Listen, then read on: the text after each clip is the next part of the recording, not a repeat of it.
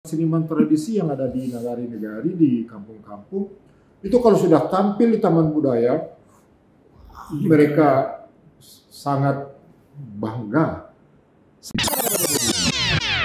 Terbukti itu istilahnya adalah karena dia terletak di Sumatera Barat, maka dia menjadi ASKI jurusan Minangkabau.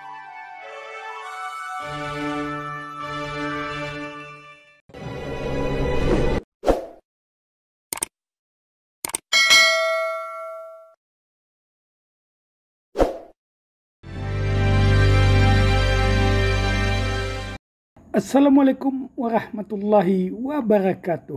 Dan sana Firdaus Abi. Coba perhatikan foto ini. Adakah di antara mereka yang masih diingat?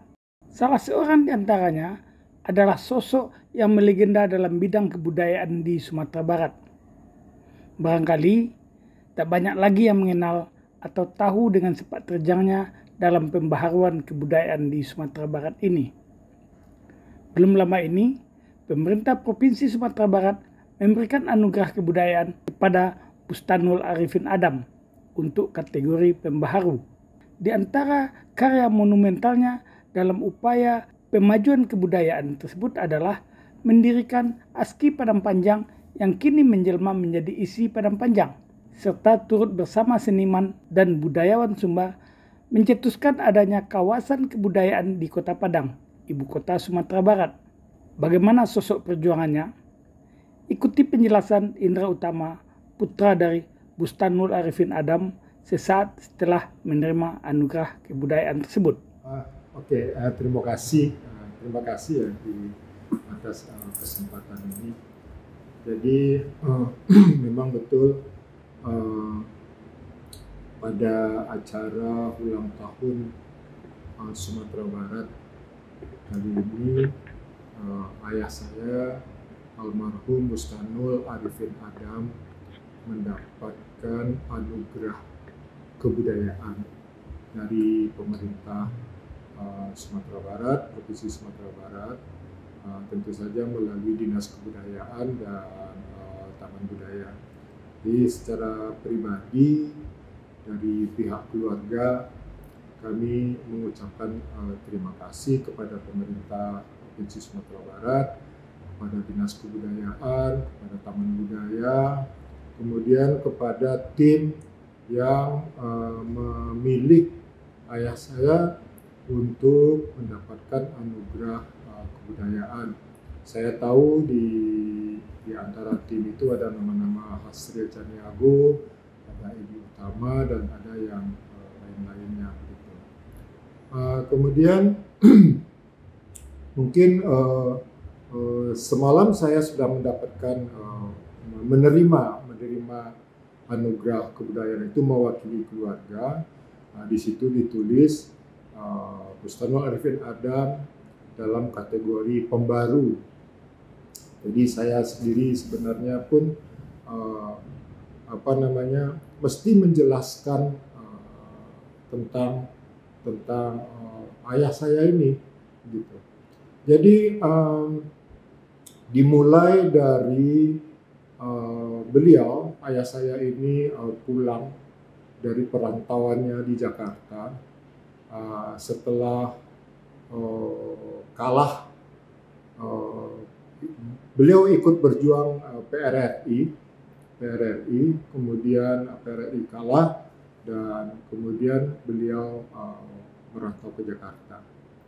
Saya banyak mendapat cerita-cerita dari beliau tentang perjalanan kehidupan dari beliau itu. Kenapa beliau merantau ke Jakarta? Jadi beliau punya prinsip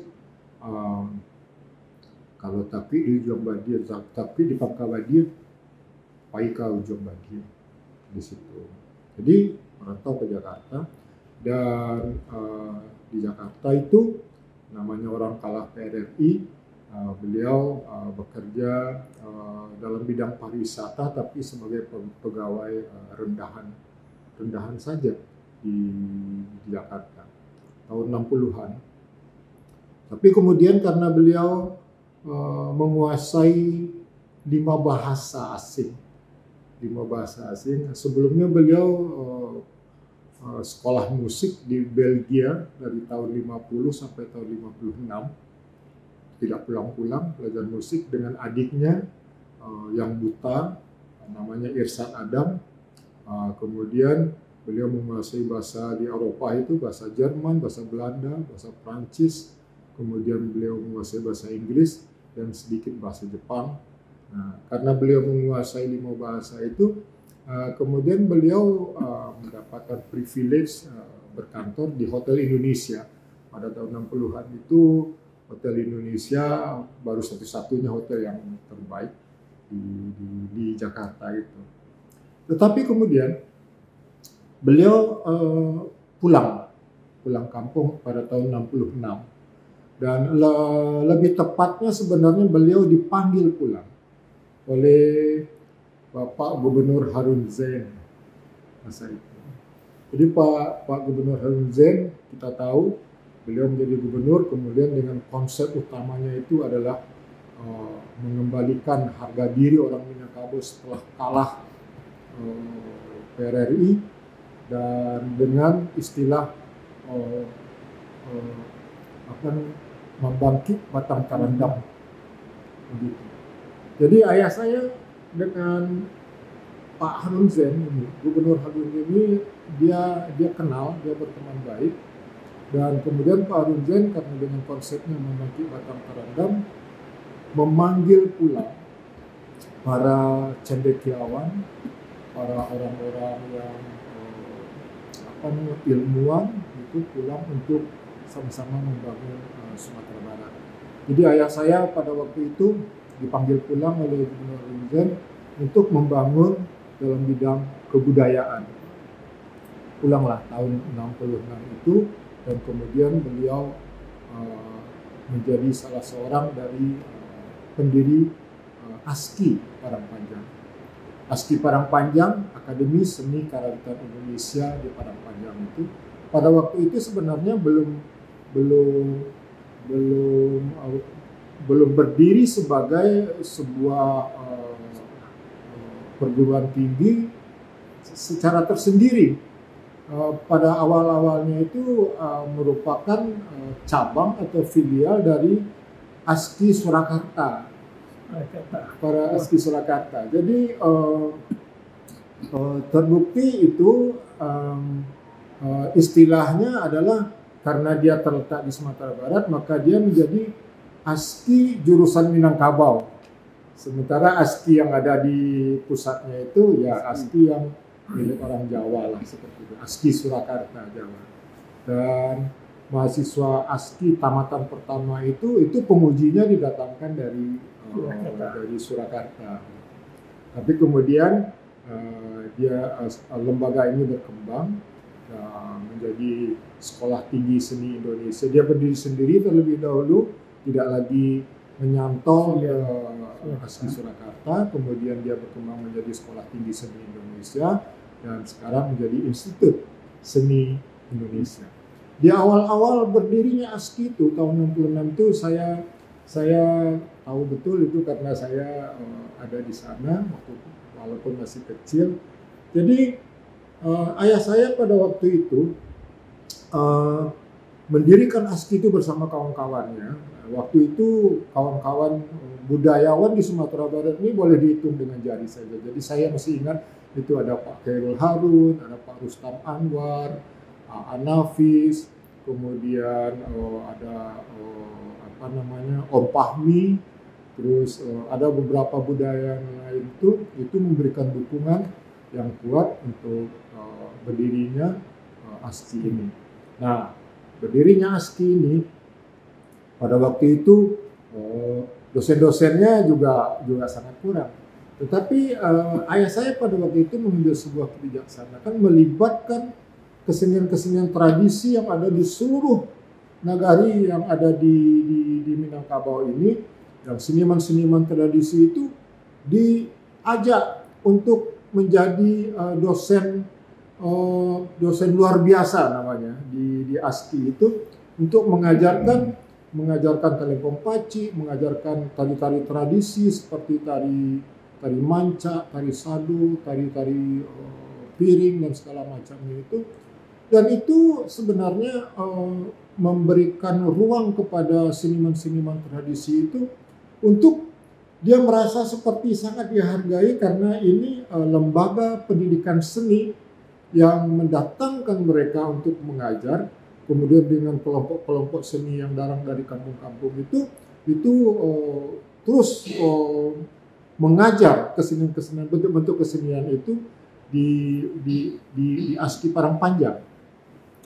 Nah, terjadi suatu hubungan yang baik antara ASKI Parangpanjang dengan kesenian-kesenian, seniman-seniman tradisi itu, sehingga seniman tradisi itu berkembang, merasa dihargai dan tumbuh terus dengan baik. Nah, kadang-kadang juga dulu mahasiswa ASKI itu sering dibawa itu ke kampung-kampung itu, menginap di kampung-kampung itu, belajar di nagari-nagari itu, belajar keseniannya, kemudian nanti pulang lagi ke kampus, kemudian diolah lagi dan segala macam gitu. Itu mengenai ASKI Parangpanjang. ASKI Parangpanjang pada waktu awal-awal berdirinya itu masih menompang sekarang ini di Parangpanjang itu ada gedung M. Safei. Kalau dulu namanya itu adalah Panti Budaya, atau sebelum itu namanya Gedung Kebudayaan gitu. Jadi di Gedung Kebudayaan itu memang itu didirikan oleh Engku Muhammad Syafi'i yang mendirikan IMS Kayu Tanam itu Parangpanjang pada masa tahun 60-an itu pernah menjadi pusat kegiatan kesenian di Sumatera Barat, di mana guru-guru kesenian di seluruh Sumatera Barat itu berkumpul di Panti Budaya itu untuk berlatih kesenian. Nah, konsepnya dari Engku Syafi'i itu sebenarnya adalah bagaimana membangkitkan semangat anak-anak muda untuk menimbulkan jati diri dia, rasa percaya diri dia melalui kegiatan kesenian gitu.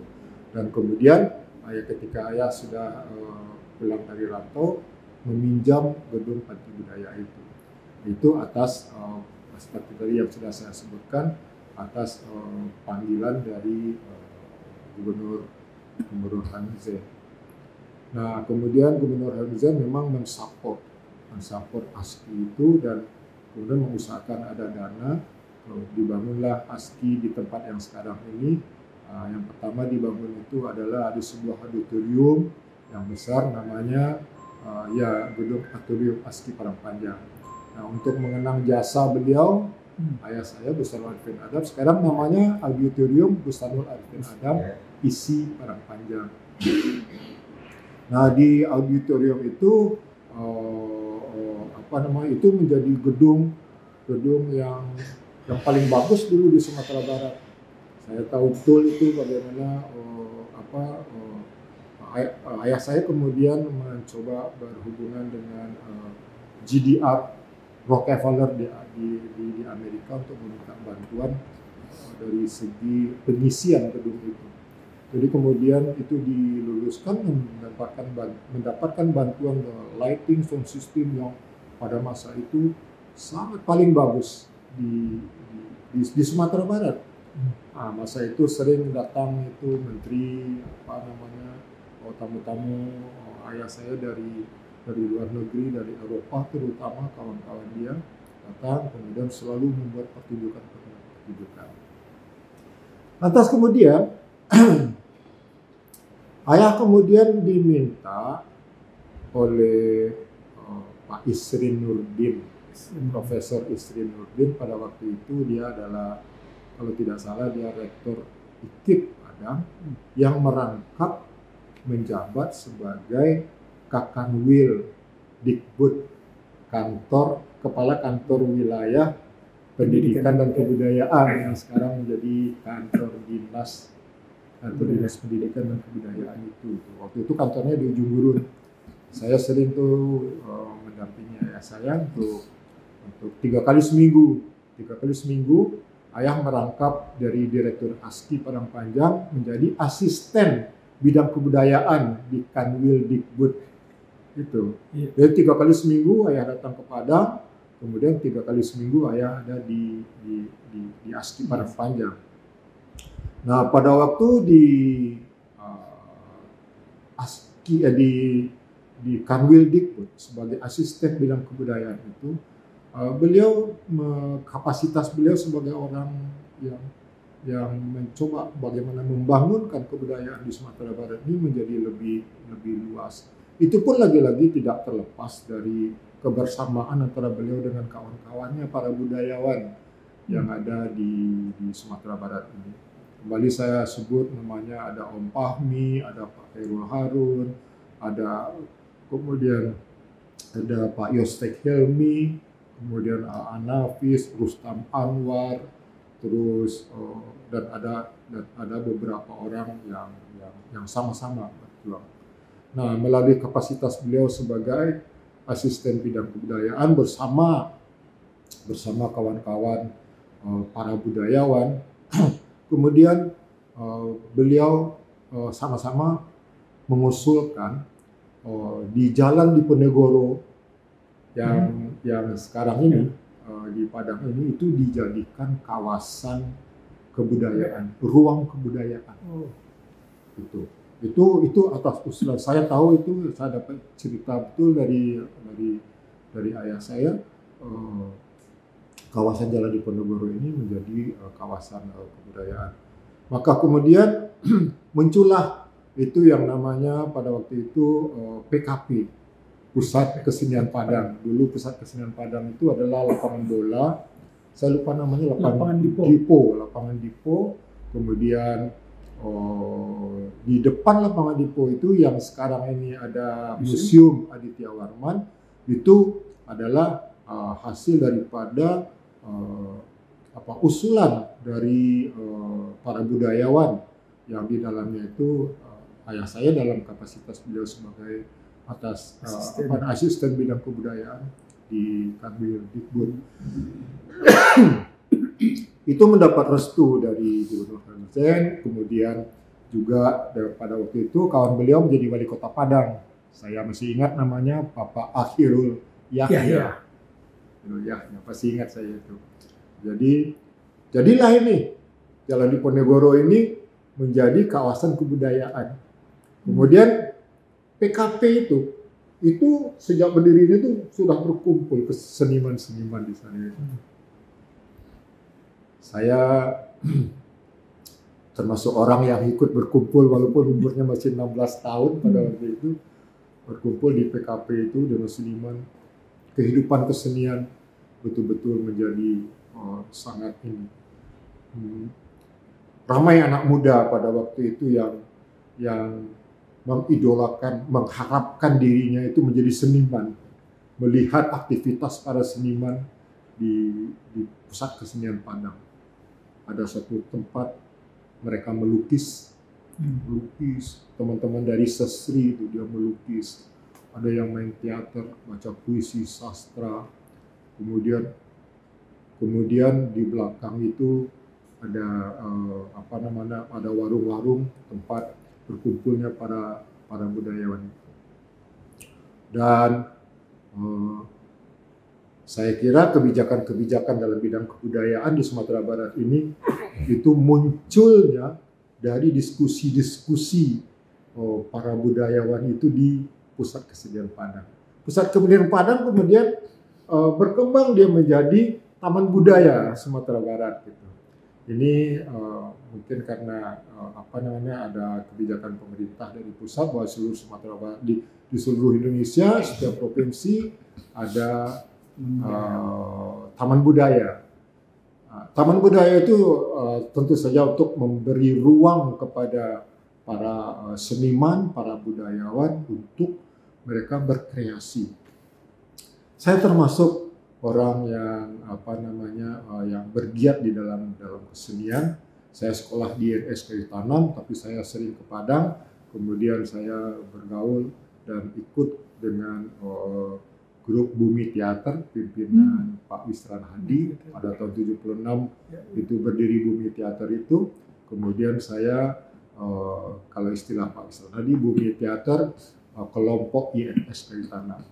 Saya bermain teater bersama beliau di IMS Kayu Tanam, kemudian ada beberapa kali tampil di Pusat Kesenian Padang atau Taman Budaya pada waktu itu.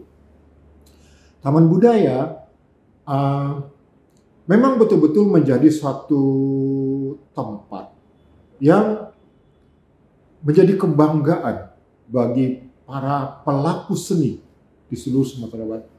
Baik itu seniman-seniman tradisi dan seniman-seniman yang berkreasi secara baru, secara modern. Gitu. Saya tahu persis itu. Ketika ada kegiatan-kegiatan seniman-seniman tradisi yang ada di negari-negari, di kampung-kampung, itu kalau sudah tampil di Taman Budaya, mereka sangat bangga. Sama halnya ketika kita pada waktu masa-masa sulit dulu tampil di Taman Ismail Marzuki. Tampil walaupun susah, naik kapal, naik mobil, bus, dengan jalan yang sangat rusak, tapi sampai di Jakarta, kita tampil di Jakarta di Taman Marzuki, itu menjadi suatu kebanggaan tersendiri. Begitu juga Taman Budaya ini. Kemudian di belakang itu di dalam Taman Budaya itu ada namanya Lapau Catuy Hambuy, dulu saya masih ingat, itu dari Om Bagido Fahmi. Itu tempat kumpulnya para budayawan, para seniman. Dan saya ingat betul itu kebijakan-kebijakan dalam bidang kebudayaan yang diambil oleh pemerintah atas usulan dari para seniman dan budayawan. Itu lahirnya di situ. Di Catuy Hambuy itu, di Lapau Catuy Hambuy, di Om Fahmi itu.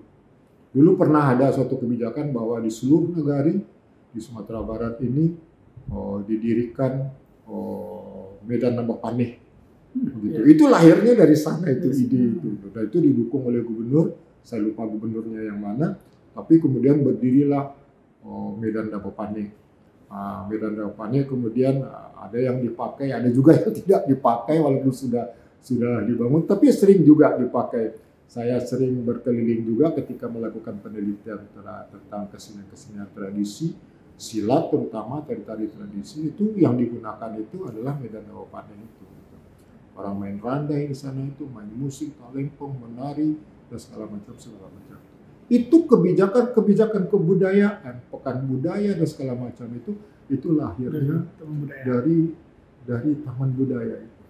Dan di Taman Budaya itu bukan hanya orang melukis, menari, sastra dan segala macamnya itu dalam bidang kesenian, tapi juga ada kegiatan karate.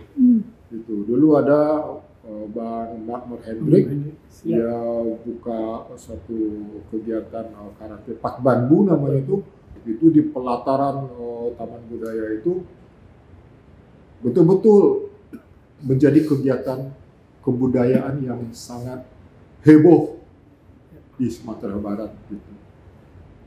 Jadi kemudian berhadapan dengan Taman Budaya itu ada museum. Nah, itu tahun 70 berapa saya lupa. Saya masih sekolah di IMS.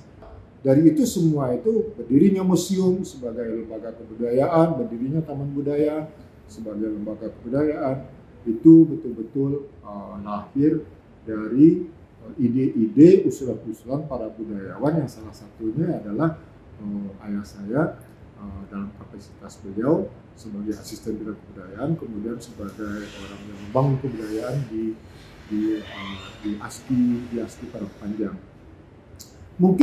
Mungkin cerita seperti ini tidak banyak sudah tidak diketahui oleh anak-anak muda, oleh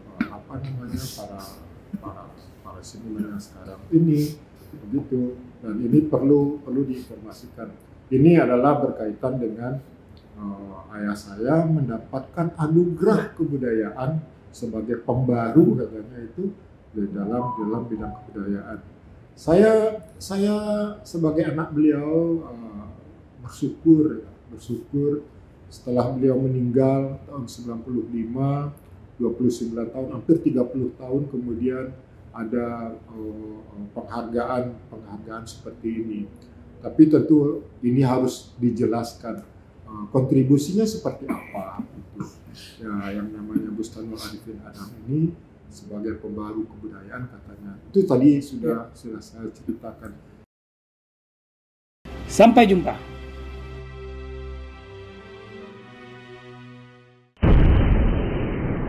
Sampai di sini dulu jumpa kita kali ini, dan tetap dukung channel ini sehingga kami bisa memberikan informasi-informasi yang inspiratif untuk kita semua.